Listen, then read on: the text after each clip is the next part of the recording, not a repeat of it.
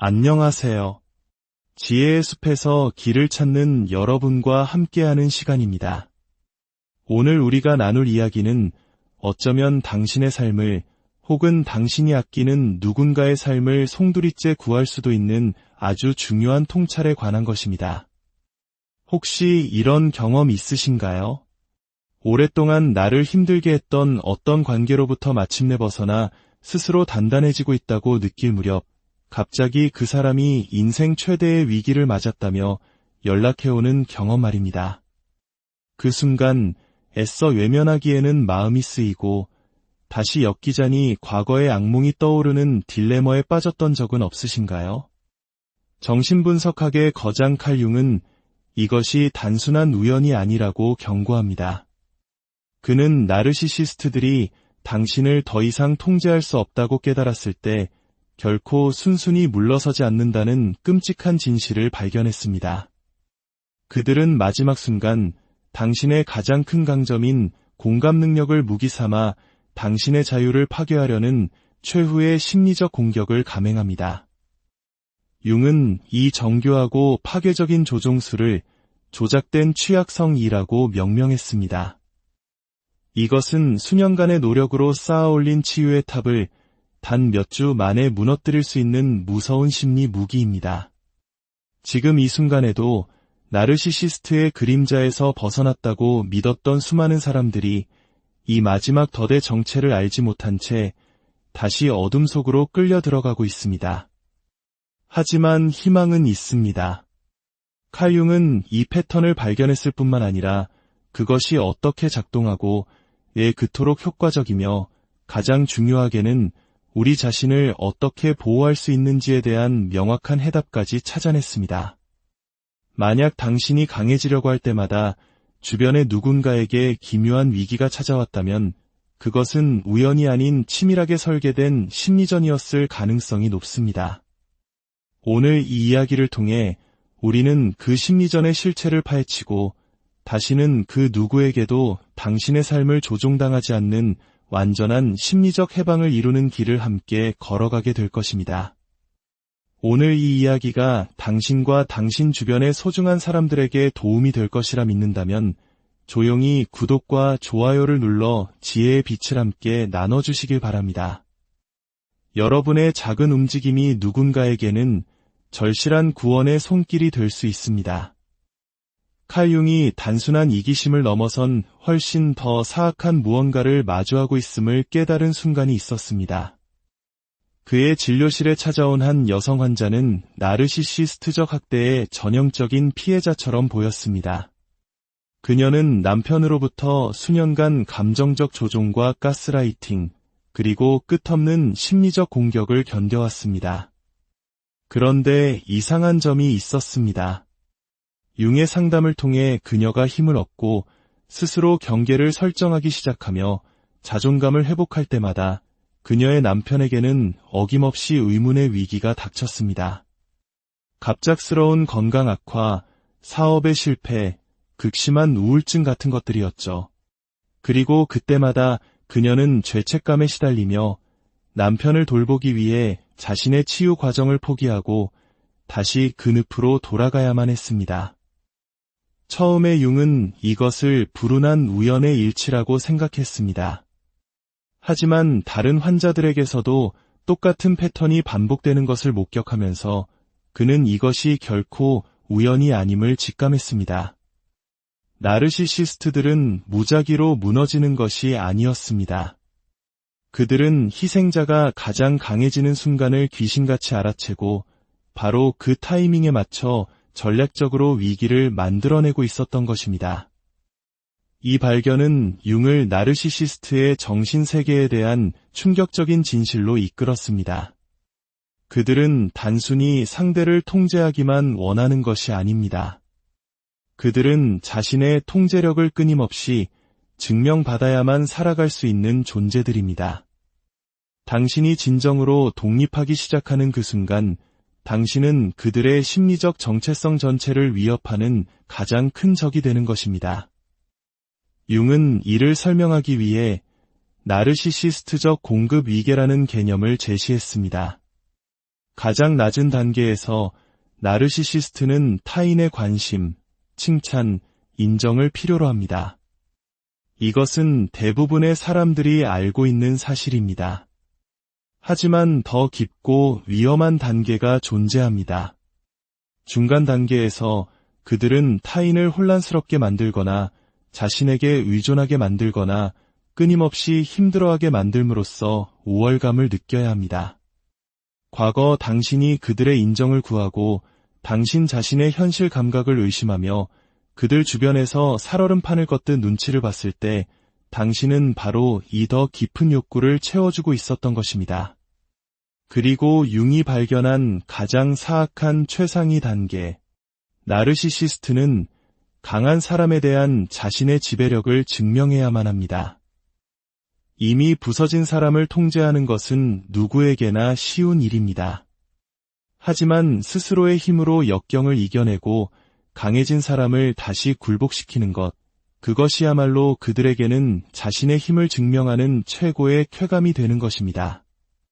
이것이 바로 나르시시스트들이 종종 공감 능력이 뛰어나고 지적이며 성공한 사람들을 목표로 삼는 이유입니다. 그들의 장점에도 불구하고가 아니라 바로 그 장점 때문에 끌리는 것입니다. 융은 나르시시스트를 본질적으로 권력 중독자로 보았고 강한 사람들은 그들이 얻을 수 있는 가장 최상급의 공급원을 의미했습니다. 융은 이 현상을 강점 사냥이라 불렀습니다. 나르시시스트들은 자신에게 결여된 것, 즉 진정한 자존감, 순수한 공감 능력, 실질적인 성취 등을 가진 사람들에게 무의식적으로 끌립니다. 하지만 그들은 스스로 이런 자질을 개발하려 노력하는 대신 타인에게서 그것을 빼앗거나 파괴하려고 시도합니다. 여기서 융의 통찰은 우리를 등골 서늘하게 만듭니다. 나르시시스트들은 강한 사람들을 그냥 지나치지 않습니다. 그들은 당신을 연구합니다. 무엇이 당신을 자랑스럽게 만드는지, 어떤 말에 죄책감을 느끼는지, 무엇이 당신의 연민을 자극하는지를 면밀히 관찰합니다. 그들은 당신과의 관계를 즐기는 척하면서 실제로는 당신의 심리적 지도를 그리고 감정적 약점을 파악하며 취약점 목록을 작성하고 있었던 것입니다. 융은 이를 그림자 정찰이라고 불렀습니다. 이것이 바로 그들의 마지막 더러운 속임수가 그토록 효과적인 이유입니다. 그것은 무작위적인 조종이 아닙니다. 수개월 혹은 수년에 걸친 관찰을 바탕으로 당신만을 위해 정밀하게 조준된 심리적 미사일과도 같습니다. 더욱 무서운 사실은 나르시시스트들 자신은 종종 이러한 행동을 의식적으로 하고 있다는 사실조차 인지하지 못한다는 것입니다. 그들은 자신들이 만들어낸 위기를 진심으로 겪고 있다고 믿습니다. 융은 이를 무의식적 방해 공작이라 불렀습니다. 나르시시스트의 정신은 심리적 통제권을 유지하기 위해 문자 그대로 자기 자신과 당신 모두에게 실질적인 문제와 고통을 만들어내는 것입니다. 이는 당신이 냉정하게 당신의 몰락을 계산하는 교활한 조종자를 상대하고 있는 것이 아님을 의미합니다. 당신은 당신의 독립을 막기 위해서라면 두 사람 모두에게 진짜 고통을 만들어낼 정도로 통제에 필사적인 뒤틀린 무의식을 가진 사람을 상대하고 있는 것입니다. 융이 남긴 첫 번째 경고는 이것입니다. 당신이 더 큰 발전을 이룰수록 그들의 위기는 더욱 심각해질 것입니다. 당신의 강인함은 단순히 그들의 통제력을 위협하는 것이 아니라 그들의 정체성 전체를 뿌리째 흔들기 때문입니다. 칼 융은 나르시시스트와의 관계에서 모든 역학관계가 뒤바뀌는 결정적인 순간이 존재한다는 것을 발견했습니다. 만약 당신이 이 순간을 인식하지 못한다면 무슨 일이 일어났는지조차 깨닫지 못한 채 다시 심리적 노예 상태로 끌려 들어가게 될 것입니다. 융은 이 순간을 권력 역전 위기라고 불렀습니다. 바로 나르시시스트가 당신이 심리적으로 자신보다 더 강해졌다는 사실을 깨닫는 순간입니다. 그리고 그 이후에 벌어지는 일들은 너무나 예측 가능한 패턴을 따르기에 융은 이를 하나의 심리학적 공식처럼 그려낼 수 있었습니다.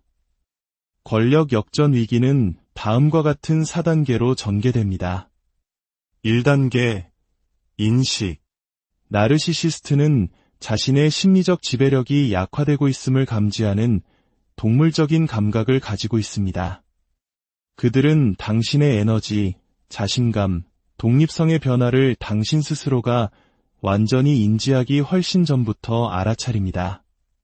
그들이 당신을 더 유심히 관찰하거나 당신의 활동에 대해 집요하게 질문하거나 당신의 감정 상태에 유난히 관심을 보이는 것을 느낄 수 있습니다. 이것은 당신이 여전히 자신의 영향력 아래에 있는지 무의식적으로 평가하는 지배적 감시 행위입니다. 2단계, 시험. 당신의 강해진 힘을 감지하면 그들은 당신에게 남은 자신의 권력을 시험하기 시작합니다. 그들은 당신이 여전히 예전처럼 반응하는지 보기 위해 의도적으로 과거의 패턴을 자극할 것입니다. 예전에는 당신을 불안하게 만들었던 목소리 톤을 사용하거나 죄책감을 느끼게 했던 주제를 꺼내거나 과거에는 당신이 자동적으로 따랐던 요구를 할 수도 있습니다. 만약 당신이 다르게 반응한다면, 즉 평정심을 유지하고 경계를 설정하거나 혹은 단순히 그들의 도발에 휘말리지 않는다면 그들은 무언가 근본적으로 바뀌었다는 것을 깨닫게 됩니다. 바로 이때 나르시시스트의 무의식 속에서 공황 상태가 시작됩니다. 3단계, 강화. 통제력이 미끄러져 나가는 것을 감지한 나르시시스트는 전통적인 조종 기술의 강도를 높입니다. 가스라이팅은 더욱 교묘해지고 죄책감을 유발하는 말들은 더욱 극적으로 변하며 감정적인 폭발은 한편의 연극처럼 과장됩니다. 하지만 놀라운 점은 내면의 치유 작업을 거친 강한 사람들은 종종 이러한 강화된 전술에 더 이상 영향을 받지 않는다는 것입니다. 당신은 이미 가스라이팅을 구별하는 법을 배웠고 죄책감 조종에 더 이상 휘둘리지 않으며 그들의 감정적 혼돈 속으로 뛰어들지 않습니다. 바로 이 순간이 나르시시스트의 무의식에게는 최악의 시나리오가 됩니다. 전통적인 조종술이 실패하면 그들은 나르시시스트적 절망 상태에 빠지게 되고 통제권을 되찾기 위해 점점 더 심각한 상황을 만들어내게 됩니다. 4단계, 최후의 선택. 이 지점에서 나르시시스트는 중대한 결정의 기로에 섭니다. 통제력 상실을 받아들이고 더 쉬운 다른 목표물을 찾아 떠나거나 혹은 융이 핵 옵션이라 부른 마지막 카드, 즉 조작된 취약성을 사용하거나 대부분의 나르시시스트는 핵 옵션을 선택합니다. 왜냐하면 강한 사람을 잃는 것은 단순히 한 개인에 대한 통제력을 잃는 것 이상을 의미하기 때문입니다. 그것은 자신의 힘이 항상 유한했다는 증거이자 강한 사람들은 자신의 영향력에서 벗어날 수 있다는 증명이며 자신이 믿어왔던 거대한 자아상이 거짓일지도 모른다는 끔찍한 가능성을 의미합니다. 나르시시스트의 무의식은 이 가능성을 절대로 용납할 수 없습니다. 그래서 그들의 무의식은 자신의 통제력이 결코 깨진 것이 아니라 단지 일시적으로 비활성화되었을 뿐임을 증명하기 위한 상황을 창조해냅니다. 이것이 바로 융이 이 전술을 마지막 더러운 속임수라고 부른 이유입니다. 이것은 또 다른 조종 기술이 아닙니다. 이것은 당신의 강인함에 대한 스스로의 믿음을 파괴하고 당신을 거에 파멸시켰던 과거의 역학관계로 다시 끌어들이기 위해 설계된 최후의 심리적 공격입니다. 그들은 당신의 보살핌을 필요로 하는 위기를 만들어내기 위해서라면 자신의 건강, 인간관계, 경력 등 모든 것을 기꺼이 희생하고 파괴할 것입니다. 조작된 취약성은 이제 더 이상 조종에 넘어가지 않을 만큼 강해졌다고 믿는 사람들을 위해 특별히 설계된 심리전쟁입니다. 이제 우리는 칼융이 발견한 가장 충격적인 나르시시스트의 조종술, 바로 조작된 취약성의 작동 방식을 세밀하게 들여다볼 것입니다. 이것을 이해하는 순간 당신은 다시는 이 덫에 걸리지 않게 될 것입니다. 융은 조작된 취약성이 세 가지 정밀한 심리적 메커니즘을 통해 작동한다는 것을 발견했습니다. 첫 번째 메커니즘, 위기 창조. 나르시시스트는 이전의 희생자가 성공 가도를 달릴 때 의도적으로 자신의 삶에 실제 문제를 만들어냅니다. 자신의 인간관계를 망치고 건강이 심각해질 때까지 방치하며 무모한 재정적 결정을 내리거나 직장에서 드라마를 만듭니다. 여기서 핵심은 이것이 무작위적인 자기 파괴 행동이 아니라는 점입니다. 이것은 오직 당신만이 제공할 수 있는 특정 유형의 도움을 필요로 하는 상황을 만들기 위해 무의식적으로 계산된 행동입니다. 만약 당신이 본성적으로 돌보는 것을 좋아하는 사람이라면 그들은 정서적 지지가 필요한 상황을 만들 것입니다. 당신이 재정적으로 책임감이 강하다면 돈 문제를 일으킬 것입니다. 당신이 문제 해결에 능숙하다면 당신의 정리 능력이 필요한 혼돈을 만들어낼 것입니다. 융은 이를 표적화된 위기 제조라고 불렀습니다. 두 번째 메커니즘, 전략적 타이밍. 나르시시스트는 이러한 위기의 타이밍을 맞추는데 거의 초자연적인 능력을 가지고 있습니다. 그들은 당신이 잘 지낼 때, 강하다고 느낄 때, 당신의 삶을 향해 힘차게 나아가고 있을 때를 정확히 알고 있는 것처럼 보입니다. 당신이 중요한 긍정적 변화를 이루거나 개인적인 목표를 달성하거나 새로운 수준의 자신감을 얻은 직후에 그들은 연락을 해올 것입니다. 이 타이밍은 결코 우연이 아닙니다. 당신이 강하고 성공적이라고 느낄 때 당신은 나는 이제 강하니까 그를 도와주더라도 다시 끌려 들어가지 않을 거야라고 믿기 쉽습니다. 당신이 정서적으로 좋은 상태에 있을 때 위기에 처한 사람을 돕지 않는 것에 대해 더 큰 죄책감을 느끼기 쉽습니다. 융은 이를 강점 착취라고 불렀습니다. 당신의 심리적 강인함을 역으로 이용하여 당신의 심리적 자유를 앗아가는 것입니다. 세 번째 메커니즘, 공감 능력의 무기화.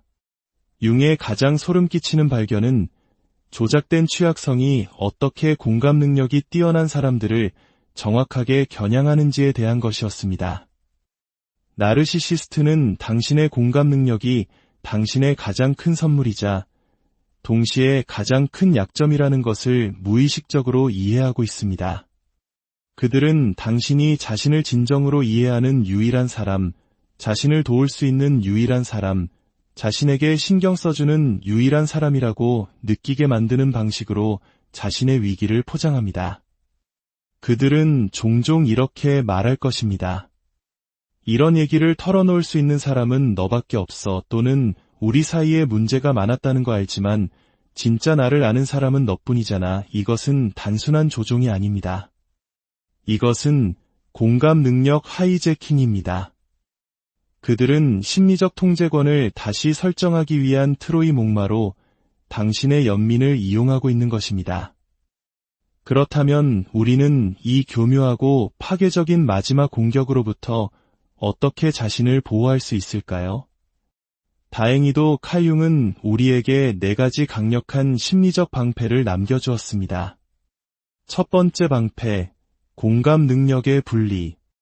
융은 진정한 공감과 나르시시스트가 유발하는 의무감에 기반한 연민을 구분해야 한다고 강조했습니다.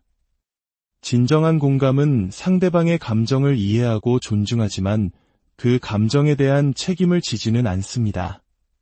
반면 의무감에 기반한 연민은 내가 돕지 않으면 나쁜 사람이 될 거야라는 죄책감과 두려움에서 비롯됩니다. 누군가의 고통에 반응할 때 스스로에게 물어보십시오. 나는 순수한 마음으로 돕고 싶은가, 아니면 돕지 않았을 때의 죄책감이 두려운 것인가? 이 질문만으로도 당신은 조종의 안개 속에서 명확한 길을 찾을 수 있습니다. 두 번째 방패, 현실 검증. 조작된 취약성은 당신의 감정적인 반응에 의존합니다. 따라서 이성적인 필터를 적용하는 것이 중요합니다. 융은 현실 검증 프로토콜을 제안했습니다. 첫째, 그들이 주장하는 긴급 상황에 대해 구체적이고 검증 가능한 세부 정보를 요구하십시오. 둘째, 그들이 고려해본 다른 해결책은 무엇인지 물어보십시오. 만약 다른 방법이 전혀 없다고 주장한다면 그것은 보통 위험 신호입니다. 셋째, 당신의 응답을 고려할 시간을 요청하십시오. 감정적인 결정이 아닌 이성적으로 생각할 시간을 가질 때 조종의 허점은 더욱 명확하게 드러납니다. 세 번째 방패, 개성화 테스트. 융의 가장 강력한 보호 기술은 개성화 테스트입니다. 모든 결정을 내릴 때 그 결정이 나의 진정한 자아 발전에 기여하는가, 아니면 나를 과거의 낡은 패턴으로 되돌리는가를 기준으로 평가하는 것입니다.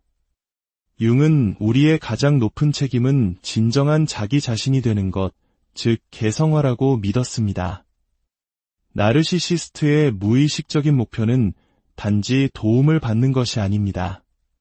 그것은 당신이 실제로는 변하지 않았으며 여전히 감정적 조종을 통해 통제될 수 있는 과거의 그 사람이라는 것을 증명하는 것입니다.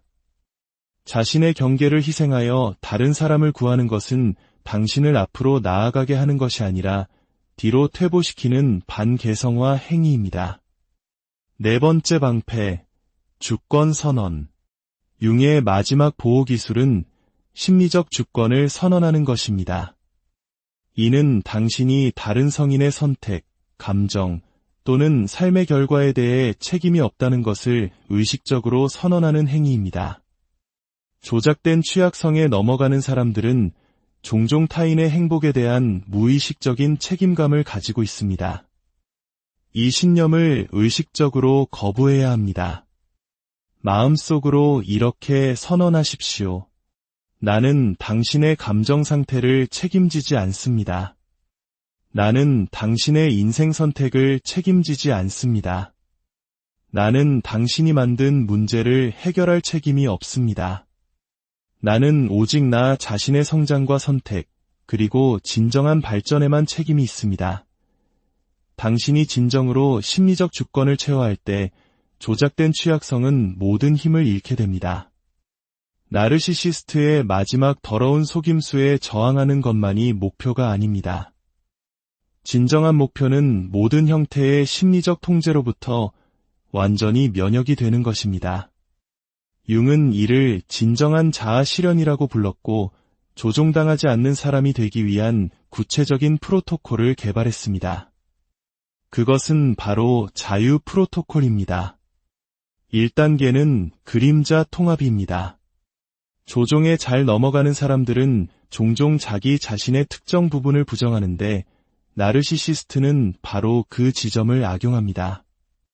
만약 당신이 당신의 분노를 부정한다면 그들은 죄책감을 이용해 당신을 통제할 것입니다. 당신의 이기심을 부정한다면 수치심을 이용할 것입니다. 그림자 통합은 이러한 부정된 특성들을 건강한 방식으로 되찾는 과정입니다. 설명 없이 아니오라고 말하는 것을 연습하고 죄책감 없이 당신의 필요를 우선시하는 것을 연습하십시오. 당신의 그림자를 통합할 때 과거에 효과적이었던 조종 기술들은 완전히 무력화됩니다. 2단계는 진정한 가치 명확화입니다. 당신이 생각하는 마땅히 소중히 여겨야 할 가치가 아닌 완전히 정직해졌을 때 당신에게 실제로 중요한 가치가 무엇인지 파악하는 것입니다. 진정한 가치에 따라 사는 사람들은 조종하기가 훨씬 더 어려워집니다. 왜냐하면 그들은 외부의 영향에 흔들리지 않는 내면의 기준점을 가지고 있기 때문입니다. 3단계는 심리적 경계 설정입니다. 진정한 경계는 타인에게 아니오라고 말하는 것에 관한 것이 아니라 자기 자신에게 예라고 말하는 것에 관한 것입니다. 당신의 에너지, 시간, 관심을 보호하여 진정으로 중요한 것에 투자하는 것입니다. 신체적, 감정적, 그리고 영적 경계를 명확히 할 때 당신은 본질적으로 조종 불가능한 사람이 됩니다. 마지막 4단계는 의식적인 관계 설계입니다. 당신의 성장을 지지하는 관계를 의식적으로 선택하고 당신을 과거에 묶어두려는 관계는 단호하게 정리하는 것입니다. 그들이 당신의 성장을 지지하는지, 당신의 경계를 존중하는지, 당신의 진정한 표현을 격려하는지를 기준으로 관계를 평가하십시오. 칼 융이 마지막 더러운 속임수에 대해 남긴 가장 강력한 통찰은 이것입니다. 이 속임수는 오직 당신이 어떤 사람이 되었는지 잊어버렸을 때만 작동합니다. 조작된 취약성은 당신이 여전히 그들을 필요로 했던, 그들의 행복에 책임감을 느꼈던, 그들의 인정을 받기 위해 당신의 진정성을 희생했던 과거의 그 사람이라고 스스로 믿게 만드는 것에 의존합니다. 하지만 당신이 조작된 취약성에 넘어가기를 거부하는 그 순간, 당신은 당신의 심리적 변형을 완성하게 됩니다. 당신은 스스로에게, 그리고 그들에게 그들의 힘이 항상 환상이었음을 증명하는 것입니다. 당신을 조종하려는 그들의 필사적인 몸부림은 그들의 힘을 증명하는 것이 아니라 바로 당신의 자유를 증명하는 것입니다. 마음속으로 혹은 조용히 댓글창에 이렇게 한번 적어보세요. 나는 나의 심리적 주권을 선택합니다. 우리의 공감 능력이 착취당하는 약점이 아니라 존중받아야 할 고귀한 선물임을 이해하는 심리적으로 자유로운 사람들의 공동체를 함께 만들어 갑시다. 여러분의 삶이 그 누구에게도 흔들리지 않는 단단한 뿌리를 내리길 바라며 오늘 이야기를 마칩니다. 다음 시간에 더 깊은 지혜, 안녕하세요. 지혜의 숲에서 길을 찾는 여러분과 함께하는 시간입니다. 오늘 우리가 나눌 이야기는 어쩌면 당신의 삶을 혹은 당신이 아끼는 누군가의 삶을 송두리째 구할 수도 있는 아주 중요한 통찰에 관한 것입니다. 혹시 이런 경험 있으신가요? 오랫동안 나를 힘들게 했던 어떤 관계로부터 마침내 벗어나 스스로 단단해지고 있다고 느낄 무렵 갑자기 그 사람이 인생 최대의 위기를 맞았다며 연락해오는 경험 말입니다. 그 순간 애써 외면하기에는 마음이 쓰이고 다시 엮이자니 과거의 악몽이 떠오르는 딜레마에 빠졌던 적은 없으신가요? 정신분석학의 거장 칼 융은 이것이 단순한 우연이 아니라고 경고합니다. 그는 나르시시스트들이 당신을 더 이상 통제할 수 없다고 깨달았을 때 결코 순순히 물러서지 않는다는 끔찍한 진실을 발견했습니다. 그들은 마지막 순간 당신의 가장 큰 강점인 공감 능력을 무기 삼아 당신의 자유를 파괴하려는 최후의 심리적 공격을 감행합니다. 융은 이 정교하고 파괴적인 조종수를 조작된 취약성이라고 명명했습니다. 이것은 수년간의 노력으로 쌓아올린 치유의 탑을 단 몇 주 만에 무너뜨릴 수 있는 무서운 심리 무기입니다. 지금 이 순간에도 나르시시스트의 그림자에서 벗어났다고 믿었던 수많은 사람들이 이 마지막 덫의 정체를 알지 못한 채 다시 어둠 속으로 끌려 들어가고 있습니다. 하지만 희망은 있습니다. 칼 융은 이 패턴을 발견했을 뿐만 아니라 그것이 어떻게 작동하고 왜 그토록 효과적이며 가장 중요하게는 우리 자신을 어떻게 보호할 수 있는지에 대한 명확한 해답까지 찾아냈습니다. 만약 당신이 강해지려고 할 때마다 주변의 누군가에게 기묘한 위기가 찾아왔다면 그것은 우연이 아닌 치밀하게 설계된 심리전이었을 가능성이 높습니다. 오늘 이 이야기를 통해 우리는 그 심리전의 실체를 파헤치고 다시는 그 누구에게도 당신의 삶을 조종당하지 않는 완전한 심리적 해방을 이루는 길을 함께 걸어가게 될 것입니다. 오늘 이 이야기가 당신과 당신 주변의 소중한 사람들에게 도움이 될 것이라 믿는다면 조용히 구독과 좋아요를 눌러 지혜의 빛을 함께 나눠주시길 바랍니다. 여러분의 작은 움직임이 누군가에게는 절실한 구원의 손길이 될 수 있습니다. 칼 융이 단순한 이기심을 넘어선 훨씬 더 사악한 무언가를 마주하고 있음을 깨달은 순간이 있었습니다. 그의 진료실에 찾아온 한 여성 환자는 나르시시스트적 학대의 전형적인 피해자처럼 보였습니다. 그녀는 남편으로부터 수년간 감정적 조종과 가스라이팅, 그리고 끝없는 심리적 공격을 견뎌왔습니다. 그런데 이상한 점이 있었습니다. 융의 상담을 통해 그녀가 힘을 얻고 스스로 경계를 설정하기 시작하며 자존감을 회복할 때마다 그녀의 남편에게는 어김없이 의문의 위기가 닥쳤습니다. 갑작스러운 건강 악화, 사업의 실패, 극심한 우울증 같은 것들이었죠.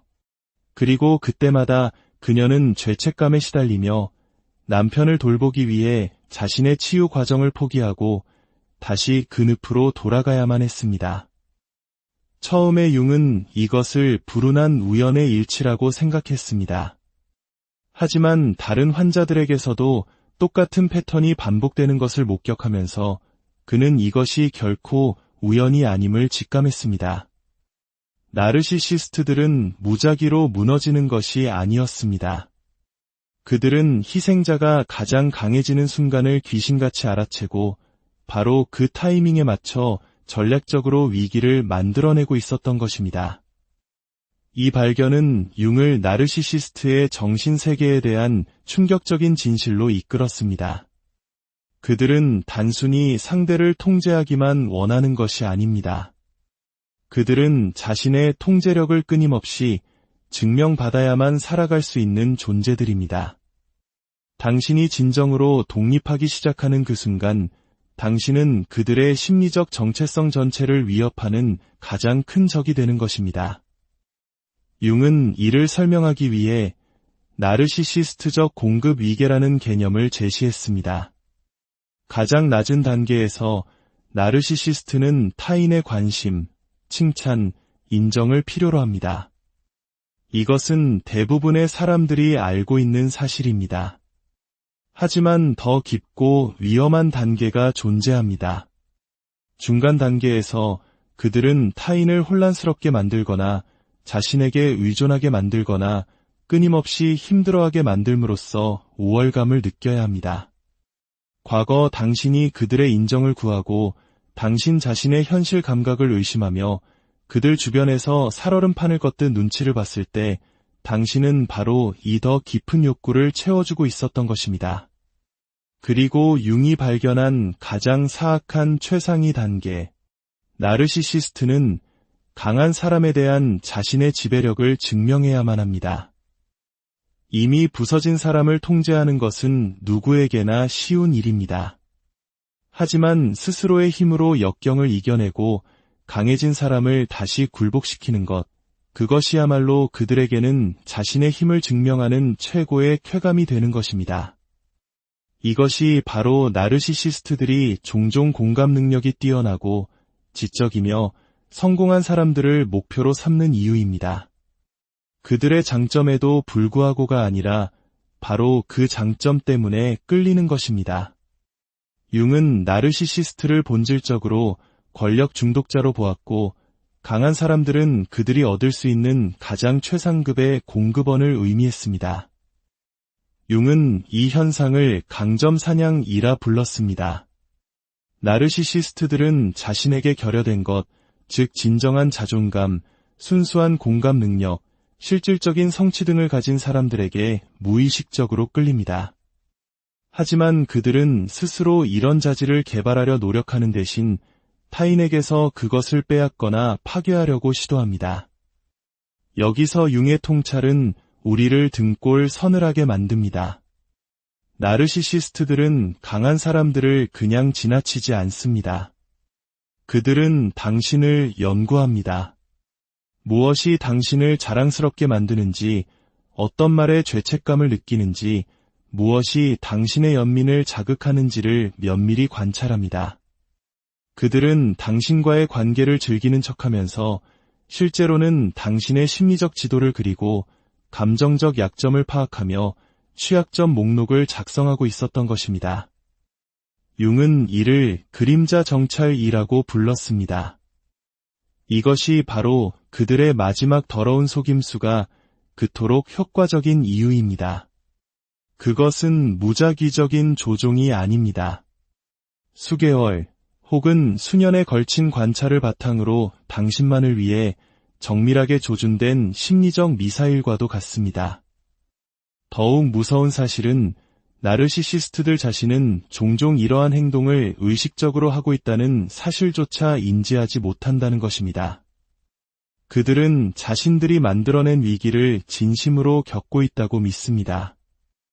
융은 이를 무의식적 방해 공작이라 불렀습니다. 나르시시스트의 정신은 심리적 통제권을 유지하기 위해 문자 그대로 자기 자신과 당신 모두에게 실질적인 문제와 고통을 만들어내는 것입니다. 이는 당신이 냉정하게 당신의 몰락을 계산하는 교활한 조종자를 상대하고 있는 것이 아님을 의미합니다. 당신은 당신의 독립을 막기 위해서라면 두 사람 모두에게 진짜 고통을 만들어낼 정도로 통제에 필사적인 뒤틀린 무의식을 가진 사람을 상대하고 있는 것입니다. 융이 남긴 첫 번째 경고는 이것입니다. 당신이 더 큰 발전을 이룰수록 그들의 위기는 더욱 심각해질 것입니다. 당신의 강인함은 단순히 그들의 통제력을 위협하는 것이 아니라 그들의 정체성 전체를 뿌리째 흔들기 때문입니다. 칼 융은 나르시시스트와의 관계에서 모든 역학관계가 뒤바뀌는 결정적인 순간이 존재한다는 것을 발견했습니다. 만약 당신이 이 순간을 인식하지 못한다면 무슨 일이 일어났는지조차 깨닫지 못한 채 다시 심리적 노예 상태로 끌려 들어가게 될 것입니다. 융은 이 순간을 권력 역전 위기라고 불렀습니다. 바로 나르시시스트가 당신이 심리적으로 자신보다 더 강해졌다는 사실을 깨닫는 순간입니다. 그리고 그 이후에 벌어지는 일들은 너무나 예측 가능한 패턴을 따르기에 융은 이를 하나의 심리학적 공식처럼 그려낼 수 있었습니다. 권력 역전 위기는 다음과 같은 4단계로 전개됩니다. 1단계, 인식. 나르시시스트는 자신의 심리적 지배력이 약화되고 있음을 감지하는 동물적인 감각을 가지고 있습니다. 그들은 당신의 에너지, 자신감, 독립성의 변화를 당신 스스로가 완전히 인지하기 훨씬 전부터 알아차립니다. 그들이 당신을 더 유심히 관찰하거나 당신의 활동에 대해 집요하게 질문하거나 당신의 감정 상태에 유난히 관심을 보이는 것을 느낄 수 있습니다. 이것은 당신이 여전히 자신의 영향력 아래에 있는지 무의식적으로 평가하는 지배적 감시 행위입니다. 2단계, 시험. 당신의 강해진 힘을 감지하면 그들은 당신에게 남은 자신의 권력을 시험하기 시작합니다. 그들은 당신이 여전히 예전처럼 반응하는지 보기 위해 의도적으로 과거의 패턴을 자극할 것입니다. 예전에는 당신을 불안하게 만들었던 목소리 톤을 사용하거나 죄책감을 느끼게 했던 주제를 꺼내거나 과거에는 당신이 자동적으로 따랐던 요구를 할 수도 있습니다. 만약 당신이 다르게 반응한다면, 즉 평정심을 유지하고 경계를 설정하거나 혹은 단순히 그들의 도발에 휘말리지 않는다면 그들은 무언가 근본적으로 바뀌었다는 것을 깨닫게 됩니다. 바로 이때 나르시시스트의 무의식 속에서 공황 상태가 시작됩니다. 3단계, 강화. 통제력이 미끄러져 나가는 것을 감지한 나르시시스트는 전통적인 조종 기술의 강도를 높입니다. 가스라이팅은 더욱 교묘해지고 죄책감을 유발하는 말들은 더욱 극적으로 변하며 감정적인 폭발은 한편의 연극처럼 과장됩니다. 하지만 놀라운 점은 내면의 치유 작업을 거친 강한 사람들은 종종 이러한 강화된 전술에 더 이상 영향을 받지 않는다는 것입니다. 당신은 이미 가스라이팅을 구별하는 법을 배웠고 죄책감 조종에 더 이상 휘둘리지 않으며 그들의 감정적 혼돈 속으로 뛰어들지 않습니다. 바로 이 순간이 나르시시스트의 무의식에게는 최악의 시나리오가 됩니다. 전통적인 조종술이 실패하면 그들은 나르시시스트적 절망 상태에 빠지게 되고 통제권을 되찾기 위해 점점 더 심각한 상황을 만들어내게 됩니다. 4단계, 최후의 선택. 이 지점에서 나르시시스트는 중대한 결정의 기로에 섭니다. 통제력 상실을 받아들이고 더 쉬운 다른 목표물을 찾아 떠나거나 혹은 융이 핵 옵션이라 부른 마지막 카드, 즉 조작된 취약성을 사용하거나 대부분의 나르시시스트는 핵 옵션을 선택합니다. 왜냐하면 강한 사람을 잃는 것은 단순히 한 개인에 대한 통제력을 잃는 것 이상을 의미하기 때문입니다. 그것은 자신의 힘이 항상 유한했다는 증거이자 강한 사람들은 자신의 영향력에서 벗어날 수 있다는 증명이며 자신이 믿어왔던 거대한 자아상이 거짓일지도 모른다는 끔찍한 가능성을 의미합니다. 나르시시스트의 무의식은 이 가능성을 절대로 용납할 수 없습니다. 그래서 그들의 무의식은 자신의 통제력이 결코 깨진 것이 아니라 단지 일시적으로 비활성화되었을 뿐임을 증명하기 위한 상황을 창조해냅니다. 이것이 바로 융이 이 전술을 마지막 더러운 속임수라고 부른 이유입니다. 이것은 또 다른 조종 기술이 아닙니다. 이것은 당신의 강인함에 대한 스스로의 믿음을 파괴하고 당신을 거에 파멸시켰던 과거의 역학관계로 다시 끌어들이기 위해 설계된 최후의 심리적 공격입니다. 그들은 당신의 보살핌을 필요로 하는 위기를 만들어내기 위해서라면 자신의 건강, 인간관계, 경력 등 모든 것을 기꺼이 희생하고 파괴할 것입니다. 조작된 치이성은 이제 더 이상 조종에 넘어가지 않을 만큼 강해졌다고 믿는 사람들을 위해 특별히 설계된 심리전쟁입니다. 이제 우리는 칼융이 발견한 가장 충격적인 나르시시스트의 조종술, 바로 조작된 취약성의 작동 방식을 세밀하게 들여다볼 것입니다. 이것을 이해하는 순간 당신은 다시는 이 덫에 걸리지 않게 될 것입니다. 융은 조작된 취약성이 세 가지 정밀한 심리적 메커니즘을 통해 작동한다는 것을 발견했습니다. 첫 번째 메커니즘, 위기 창조. 나르시시스트는 이전의 희생자가 성공 가도를 달릴 때 의도적으로 자신의 삶에 실제 문제를 만들어냅니다. 자신의 인간관계를 망치고 건강이 심각해질 때까지 방치하며 무모한 재정적 결정을 내리거나 직장에서 드라마를 만듭니다. 여기서 핵심은 이것이 무작위적인 자기 파괴 행동이 아니라는 점입니다. 이것은 오직 당신만이 제공할 수 있는 특정 유형의 도움을 필요로 하는 상황을 만들기 위해 무의식적으로 계산된 행동입니다. 만약 당신이 본성적으로 돌보는 것을 좋아하는 사람이라면 그들은 정서적 지지가 필요한 상황을 만들 것입니다. 당신이 재정적으로 책임감이 강하다면 돈 문제를 일으킬 것입니다. 당신이 문제 해결에 능숙하다면 당신의 정리 능력이 필요한 혼돈을 만들어낼 것입니다. 융은 이를 표적화된 위기 제조라고 불렀습니다. 두 번째 메커니즘, 전략적 타이밍. 나르시시스트는 이러한 위기의 타이밍을 맞추는데 거의 초자연적인 능력을 가지고 있습니다. 그들은 당신이 잘 지낼 때, 강하다고 느낄 때, 당신의 삶을 향해 힘차게 나아가고 있을 때를 정확히 알고 있는 것처럼 보입니다. 당신이 중요한 긍정적 변화를 이루거나 개인적인 목표를 달성하거나 새로운 수준의 자신감을 얻은 직후에 그들은 연락을 해올 것입니다. 이 타이밍은 결코 우연이 아닙니다.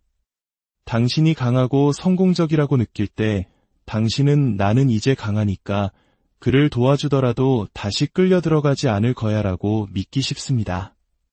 당신이 정서적으로 좋은 상태에 있을 때 위기에 처한 사람을 돕지 않는 것에 대해 더 큰 죄책감을 느끼기 쉽습니다. 융은 이를 강점 착취라고 불렀습니다. 당신의 심리적 강인함을 역으로 이용하여 당신의 심리적 자유를 앗아가는 것입니다. 세 번째 메커니즘, 공감 능력의 무기화. 융의 가장 소름 끼치는 발견은 조작된 취약성이 어떻게 공감 능력이 뛰어난 사람들을 정확하게 겨냥하는지에 대한 것이었습니다. 나르시시스트는 당신의 공감 능력이 당신의 가장 큰 선물이자 동시에 가장 큰 약점이라는 것을 무의식적으로 이해하고 있습니다. 그들은 당신이 자신을 진정으로 이해하는 유일한 사람, 자신을 도울 수 있는 유일한 사람, 자신에게 신경 써주는 유일한 사람이라고 느끼게 만드는 방식으로 자신의 위기를 포장합니다. 그들은 종종 이렇게 말할 것입니다. 이런 얘기를 털어놓을 수 있는 사람은 너밖에 없어, 또는 우리 사이에 문제가 많았다는 거 알지만 진짜 나를 아는 사람은 너뿐이잖아. 이것은 단순한 조종이 아닙니다. 이것은 공감 능력 하이제킹입니다. 그들은 심리적 통제권을 다시 설정하기 위한 트로이 목마로 당신의 연민을 이용하고 있는 것입니다. 그렇다면 우리는 이 교묘하고 파괴적인 마지막 공격으로부터 어떻게 자신을 보호할 수 있을까요? 다행히도 칼융은 우리에게 4가지 강력한 심리적 방패를 남겨주었습니다. 첫 번째 방패, 공감 능력의 분리. 융은 진정한 공감과 나르시시스트가 유발하는 의무감에 기반한 연민을 구분해야 한다고 강조했습니다. 진정한 공감은 상대방의 감정을 이해하고 존중하지만 그 감정에 대한 책임을 지지는 않습니다. 반면 의무감에 기반한 연민은 내가 돕지 않으면 나쁜 사람이 될 거야라는 죄책감과 두려움에서 비롯됩니다. 누군가의 고통에 반응할 때 스스로에게 물어보십시오. 나는 순수한 마음으로 돕고 싶은가? 아니면 돕지 않았을 때의 죄책감이 두려운 것인가? 이 질문만으로도 당신은 조종의 안개 속에서 명확한 길을 찾을 수 있습니다. 두 번째 방패, 현실 검증. 조작된 취약성은 당신의 감정적인 반응에 의존합니다. 따라서 이성적인 필터를 적용하는 것이 중요합니다. 융은 현실 검증 프로토콜을 제안했습니다. 첫째, 그들이 주장하는 긴급 상황에 대해 구체적이고 검증 가능한 세부 정보를 요구하십시오. 둘째, 그들이 고려해본 다른 해결책은 무엇인지 물어보십시오. 만약 다른 방법이 전혀 없다고 주장한다면 그것은 보통 위험 신호입니다. 셋째, 당신의 응답을 고려할 시간을 요청하십시오. 감정적인 결정이 아닌 이성적으로 생각할 시간을 가질 때 조종의 허점은 더욱 명확하게 드러납니다. 세 번째 방패, 개성화 테스트. 융의 가장 강력한 보호 기술은 개성화 테스트입니다. 모든 결정을 내릴 때 그 결정이 나의 진정한 자아 발전에 기여하는가, 아니면 나를 과거의 낡은 패턴으로 되돌리는가를 기준으로 평가하는 것입니다. 융은 우리의 가장 높은 책임은 진정한 자기 자신이 되는 것, 즉 개성화라고 믿었습니다. 나르시시스트의 무의식적인 목표는 단지 도움을 받는 것이 아닙니다. 그것은 당신이 실제로는 변하지 않았으며 여전히 감정적 조종을 통해 통제될 수 있는 과거의 그 사람이라는 것을 증명하는 것입니다.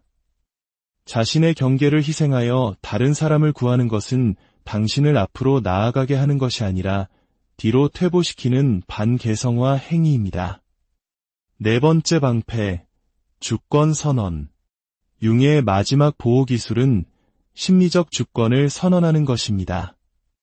이는 당신이 다른 성인의 선택, 감정 또는 삶의 결과에 대해 책임이 없다는 것을 의식적으로 선언하는 행위입니다. 조작된 취약성에 넘어가는 사람들은 종종 타인의 행복에 대한 무의식적인 책임감을 가지고 있습니다. 이 신념을 의식적으로 거부해야 합니다. 마음속으로 이렇게 선언하십시오. 나는 당신의 감정 상태를 책임지지 않습니다. 나는 당신의 인생 선택을 책임지지 않습니다. 나는 당신이 만든 문제를 해결할 책임이 없습니다.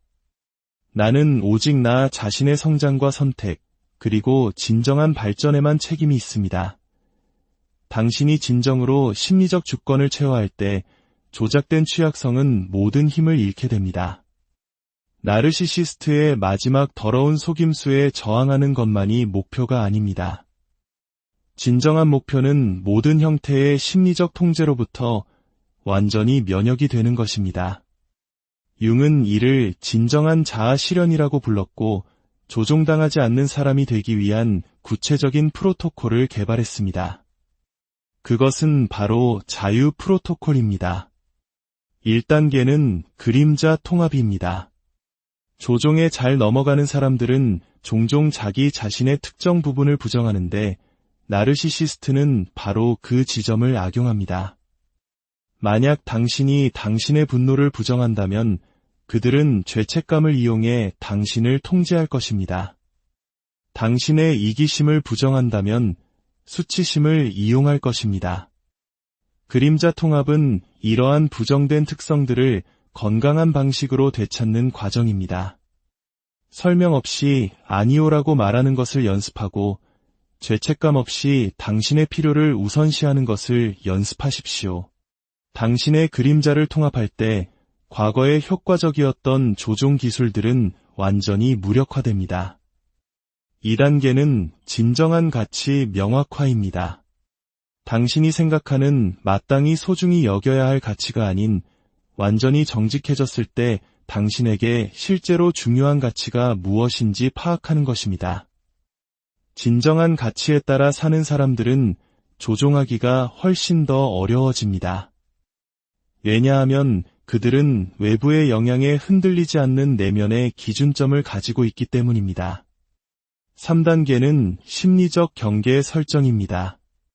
진정한 경계는 타인에게 아니오라고 말하는 것에 관한 것이 아니라 자기 자신에게 예라고 말하는 것에 관한 것입니다. 당신의 에너지, 시간, 관심을 보호하여 진정으로 중요한 것에 투자하는 것입니다.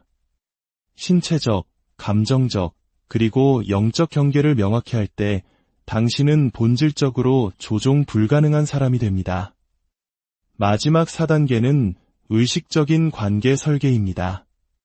당신의 성장을 지지하는 관계를 의식적으로 선택하고 당신을 과거에 묶어두려는 관계는 단호하게 정리하는 것입니다.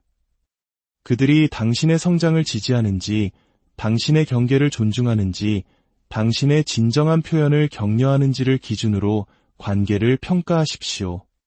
칼 융이 마지막 더러운 속임수에 대해 남긴 가장 강력한 통찰은 이것입니다.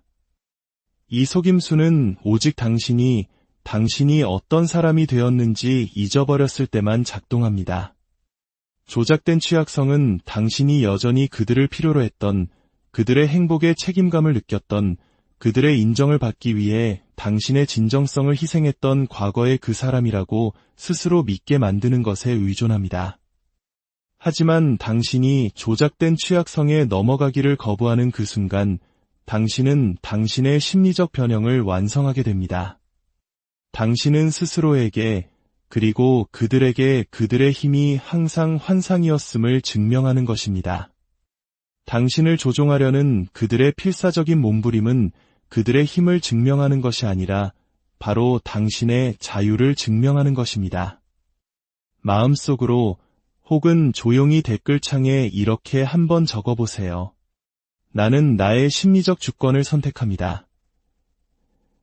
우리의 공감 능력이 착취당하는 약점이 아니라 존중받아야 할 고귀한 선물임을 이해하는 심리적으로 자유로운 사람들의 공동체를 함께 만들어 갑시다.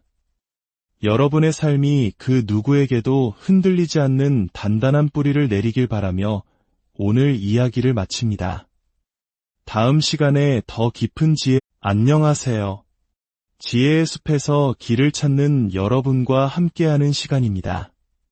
오늘 우리가 나눌 이야기는 어쩌면 당신의 삶을 혹은 당신이 아끼는 누군가의 삶을 송두리째 구할 수도 있는 아주 중요한 통찰에 관한 것입니다. 혹시 이런 경험 있으신가요? 오랫동안 나를 힘들게 했던 어떤 관계로부터 마침내 벗어나 스스로 단단해지고 있다고 느낄 무렵 갑자기 그 사람이 인생 최대의 위기를 맞았다며 연락해오는 경험 말입니다. 그 순간 애써 외면하기에는 마음이 쓰이고 다시 엮이자니 과거의 악몽이 떠오르는 딜레마에 빠졌던 적은 없으신가요?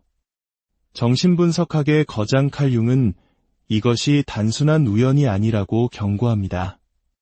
그는 나르시시스트들이 당신을 더 이상 통제할 수 없다고 깨달았을 때 결코 순순히 물러서지 않는다는 끔찍한 진실을 발견했습니다. 그들은 마지막 순간 당신의 가장 큰 강점인 공감 능력을 무기 삼아 당신의 자유를 파괴하려는 최후의 심리적 공격을 감행합니다.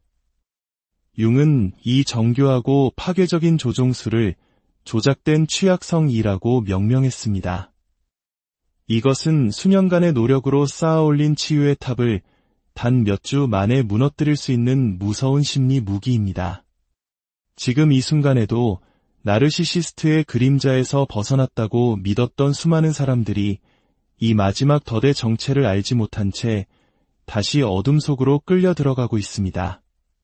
하지만 희망은 있습니다.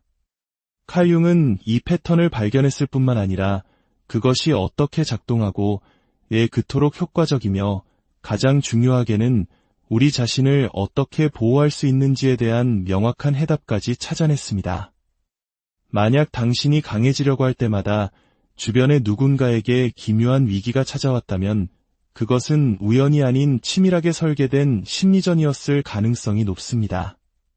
오늘 이 이야기를 통해 우리는 그 심리전의 실체를 파헤치고 다시는 그 누구에게도 당신의 삶을 조종당하지 않는 완전한 심리적 해방을 이루는 길을 함께 걸어가게 될 것입니다.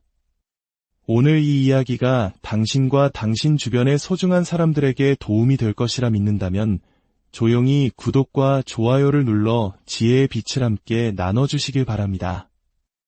여러분의 작은 움직임이 누군가에게는 절실한 구원의 손길이 될 수 있습니다. 칼 융이 단순한 이기심을 넘어선 훨씬 더 사악한 무언가를 마주하고 있음을 깨달은 순간이 있었습니다. 그의 진료실에 찾아온 한 여성 환자는 나르시시스트적 학대의 전형적인 피해자처럼 보였습니다. 그녀는 남편으로부터 수년간 감정적 조종과 가스라이팅, 그리고 끝없는 심리적 공격을 견뎌왔습니다. 그런데 이상한 점이 있었습니다. 융의 상담을 통해 그녀가 힘을 얻고 스스로 경계를 설정하기 시작하며 자존감을 회복할 때마다 그녀의 남편에게는 어김없이 의문의 위기가 닥쳤습니다. 갑작스러운 건강 악화, 사업의 실패, 극심한 우울증 같은 것들이었죠. 그리고 그때마다 그녀는 죄책감에 시달리며 남편을 돌보기 위해 자신의 치유 과정을 포기하고 다시 그 늪으로 돌아가야만 했습니다. 처음에 융은 이것을 불운한 우연의 일치라고 생각했습니다. 하지만 다른 환자들에게서도 똑같은 패턴이 반복되는 것을 목격하면서 그는 이것이 결코 우연이 아님을 직감했습니다. 나르시시스트들은 무작위로 무너지는 것이 아니었습니다. 그들은 희생자가 가장 강해지는 순간을 귀신같이 알아채고 바로 그 타이밍에 맞춰 전략적으로 위기를 만들어내고 있었던 것입니다. 이 발견은 융을 나르시시스트의 정신세계에 대한 충격적인 진실로 이끌었습니다. 그들은 단순히 상대를 통제하기만 원하는 것이 아닙니다. 그들은 자신의 통제력을 끊임없이 증명받아야만 살아갈 수 있는 존재들입니다. 당신이 진정으로 독립하기 시작하는 그 순간 당신은 그들의 심리적 정체성 전체를 위협하는 가장 큰 적이 되는 것입니다. 융은 이를 설명하기 위해 나르시시스트적 공급 위계라는 개념을 제시했습니다. 가장 낮은 단계에서 나르시시스트는 타인의 관심, 칭찬, 인정을 필요로 합니다. 이것은 대부분의 사람들이 알고 있는 사실입니다. 하지만 더 깊고 위험한 단계가 존재합니다. 중간 단계에서 그들은 타인을 혼란스럽게 만들거나 자신에게 의존하게 만들거나 끊임없이 힘들어하게 만들므로써 우월감을 느껴야 합니다. 과거 당신이 그들의 인정을 구하고 당신 자신의 현실 감각을 의심하며 그들 주변에서 살얼음판을 걷듯 눈치를 봤을 때 당신은 바로 이 더 깊은 욕구를 채워주고 있었던 것입니다. 그리고 융이 발견한 가장 사악한 최상위 단계, 나르시시스트는 강한 사람에 대한 자신의 지배력을 증명해야만 합니다. 이미 부서진 사람을 통제하는 것은 누구에게나 쉬운 일입니다.